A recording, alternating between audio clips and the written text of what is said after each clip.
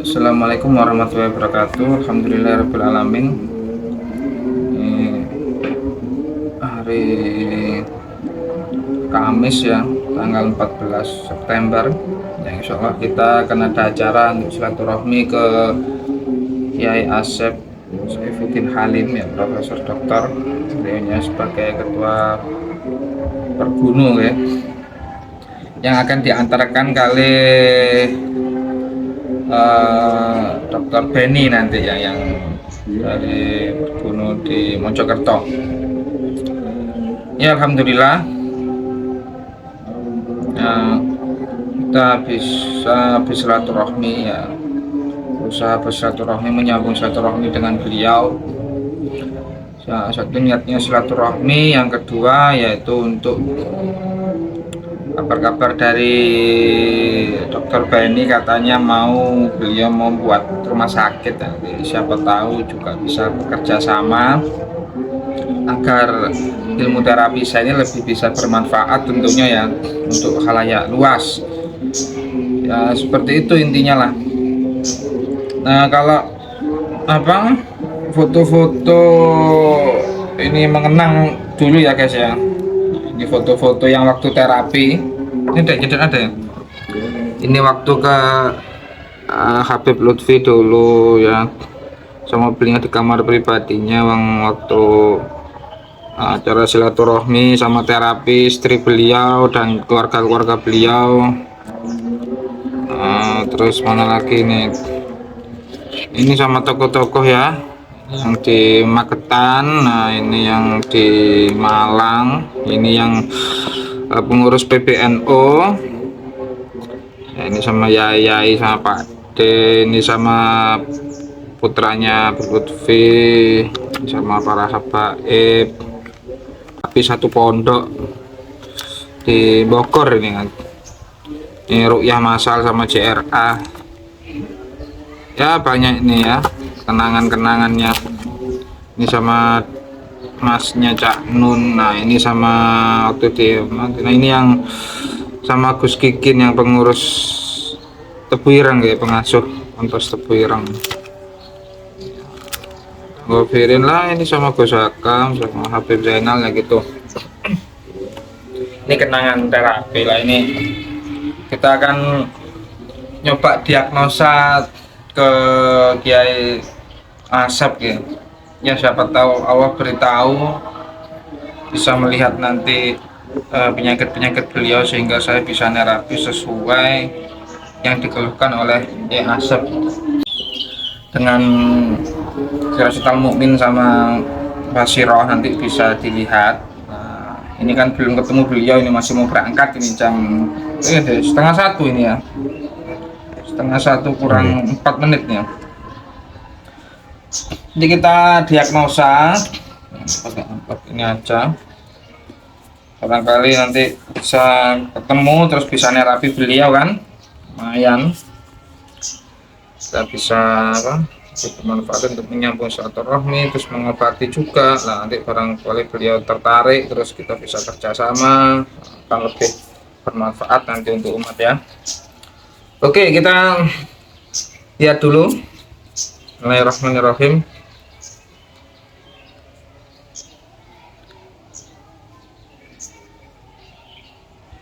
Ya ini lihat kita tadi kan seolah-olah ini tubuh bagian depan sama tubuh bagian belakang ya. Seolah gini wes, ini seolah-olah gini ya kan. Nah nanti ini yang sakit ini beliau di samping mana, nanti kita jarak jauh dulu, nanti kita buktikan di jarak dekatnya itu loh ya, dengan metode Asun. Nanti kan ketahui insya Allah akan cocok. Nanti udah lama ini nggak bikin konten yang jarak jauh ini ya. Ya bismillahirrahmanirrahim. Ini beliau yang kena pertama guys, yang dirasa sakit ini yang bagian kiri ini. Jadi ini bagian mata ya kan, mata ini agak berat yang kiri yang terutama, terus kiri juga ini, depan kiri, leher kiri ya, terus bagian dada,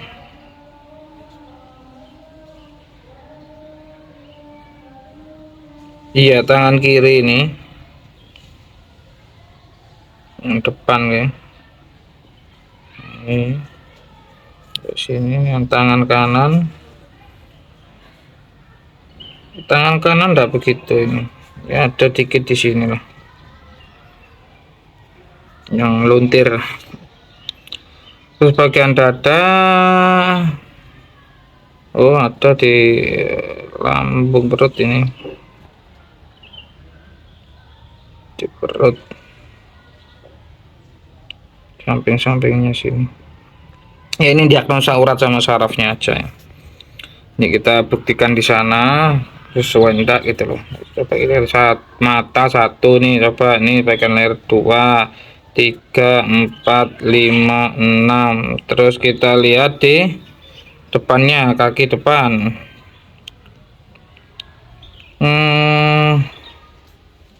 Kaki depan ada yang sini 7. Terus pergelangan kakinya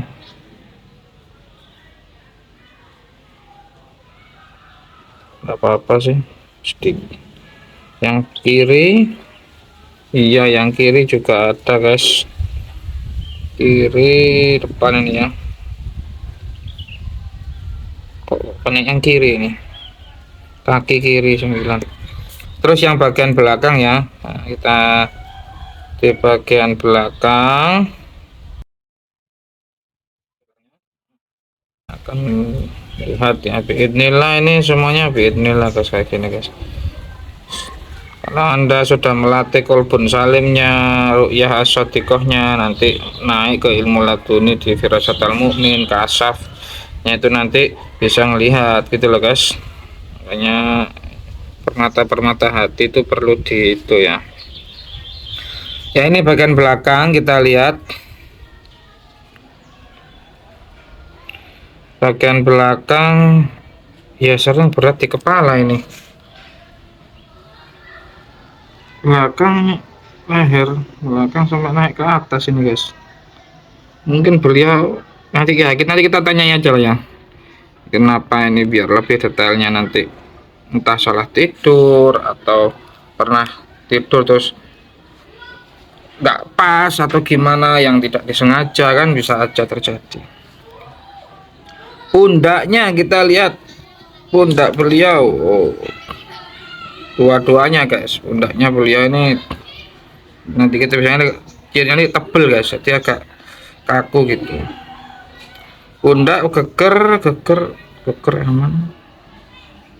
Oh ya, oh yang sayap-sayap ini ya, sayap-sayap ini guys, sayap-sayapnya di sini tuh. Sayap kanan, sayap kiri, nah, banyak ini guys ya, udah lama nih. Bagian pinggang, siapa tahu pernah habis jatuh duduk ya, kita deteksi ya guys, meluntir kayak gini, kita deteksi yang ada belakang. Iya kayaknya beliau ini pernah itu jatuh duduk, ini kelihatan pernah jatuh duduk, terus kental sini ya 15 lah. Nanti kita cek langsung ke beliau ya, siapa tahu Allah pertemukan jodoh ya, insya Allah dia bisa ketemu, terus kita bisa terapi. Kiai Haji Asep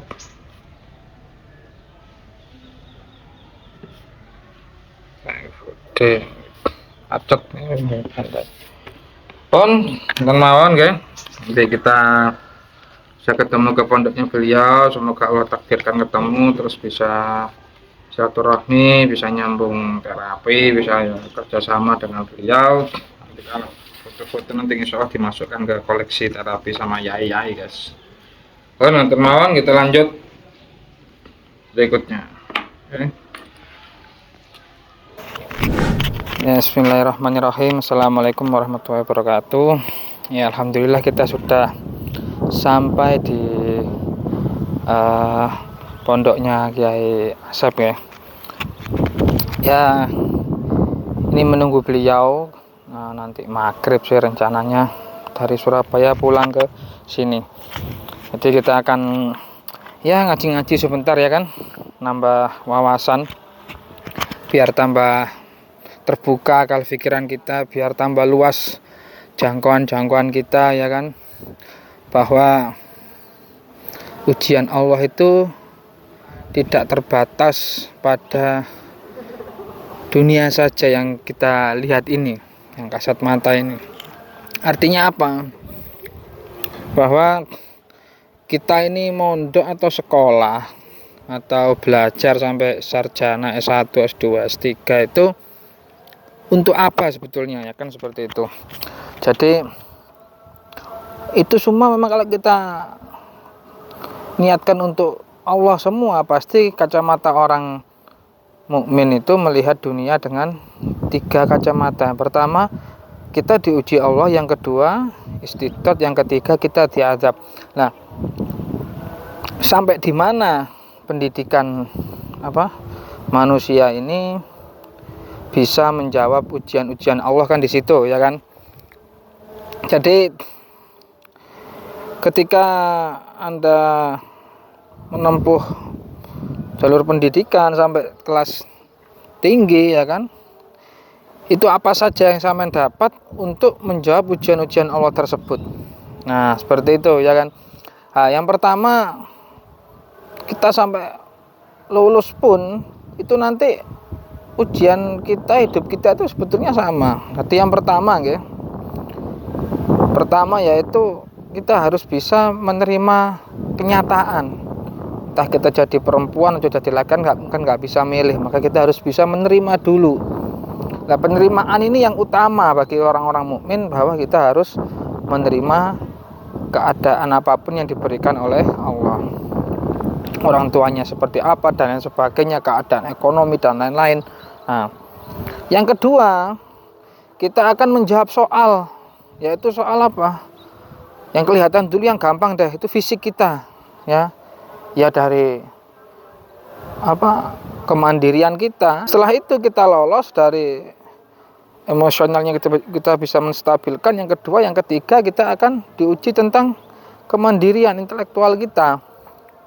Jadi kita butuhnya untuk kuliah mondok, yaitu selain untuk menjaga menguatkan 1, 2, 3 tadi ujian-ujian. Yang ketiga yaitu menguatkan intelektual kita. Nah, pikiran kita harus banyak ilmu. Makanya banyak jurusan di sarjana, ada jurusan ekonomi, ada jurusan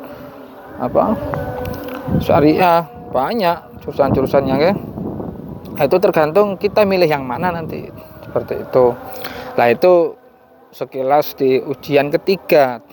Lulusnya kita mandiri, tidak merepoti orang tua, bisa membantu orang lain ya kan, bisa meringankan beban orang lain.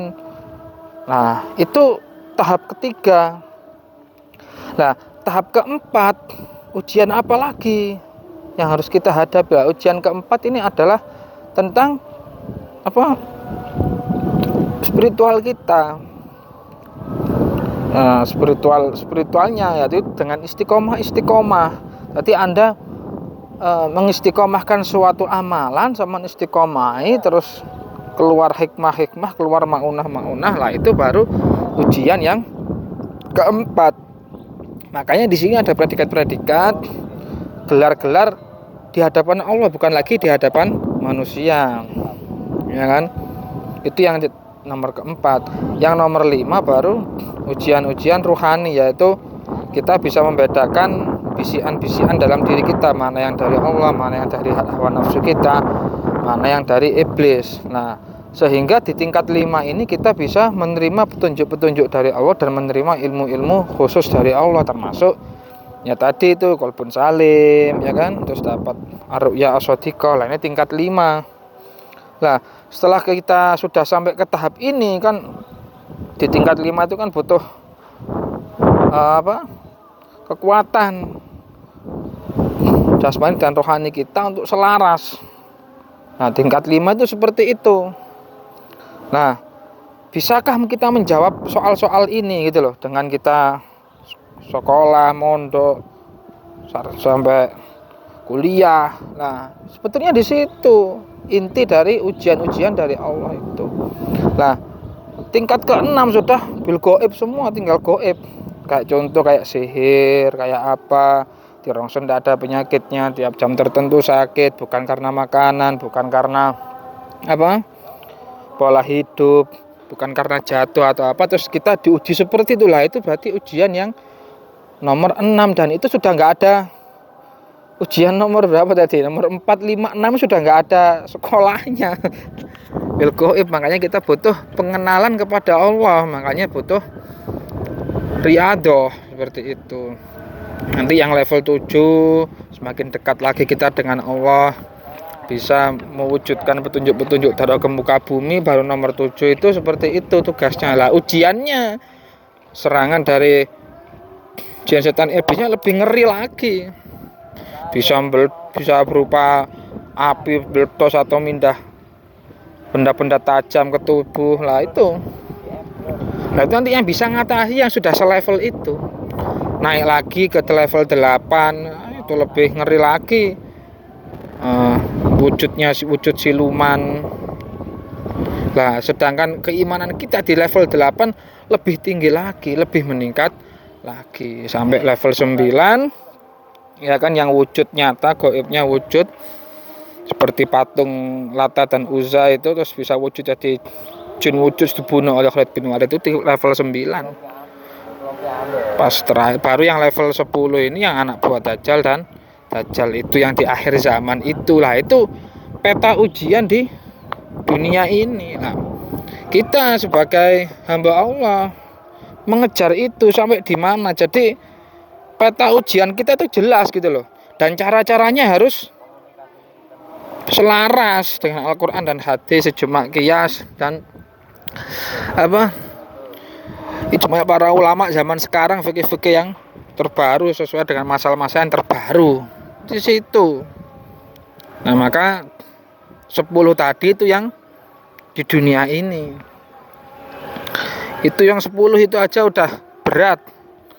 Nah, makanya kita harus koreksi, kita ini di mana posisinya, diuji yang level berapa gitu. Nah, gitu ya. Nah, jadi bisa dipahami, bisa diserap, oke.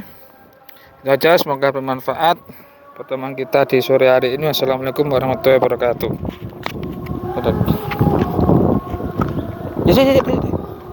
Nah, ini kita bersama Pak Prof nih, Pak Dokter ya. Ini sudah mendekati profesor ini. Oh, masih proses mau ini. Ujian kualifikasi. Okay. Untuk RS2-nya berjalan lancar untuk doktoral MPI, Manajemen Pendidikan Islam. Ini yang ngantar kita, yang menyambungkan kita ke Yai Asep Saifuddin. Yai Asep Saifuddin Halim. Saifuddin Halim, okay. Profesor Doktor Kiai Haji Asep Saifuddin Halim, pengasuh pesantren Amanatul Ummah di Kembang Belor Pacet dan Surabaya. Nah, ini yang mengantarkan ini dia Pak Dokter Beni ini ya. Iya, Pangestune. Niki pengurus Pergunu Mojokerto nggih. Pergunu Kota Mojokerto. Mojokerto ini yang beliau yang pelantarannya ke sini ya. Ya, ini rencana mau ya ilmu terapi ta'ajud kita ini mau dibuat kerjasama biar lebih bermanfaat. Amin. Khalayak umat ya kan, biar lebih bermanfaat untuk khalayak umat, dibantu beliaunya ini. Jadi para subscriber itu nanti kalau mau mampir ke rumahnya beliau ini di mana ini? Di Sidonganti. Perumahan Graha Bhinneka Sentra. Oh, Iya, jadi kok Kabupaten Mojokerto. Kabupaten Mojokerto. Oh, oke. Nah, itu ya tadi ini yang pelantarannya ini beliaunya ini luar biasa ini. Yang dulu pernah kita upload dulu ya di YouTube dulu yang silaturahmi dulu. Oke, guys, itu saja, nanti kita lanjut, semoga bisa bertemu beliaunya nanti silaturahmi ini bisa berlanjut dan lebih bermanfaat. Sip. Amin, amin ya. Oke.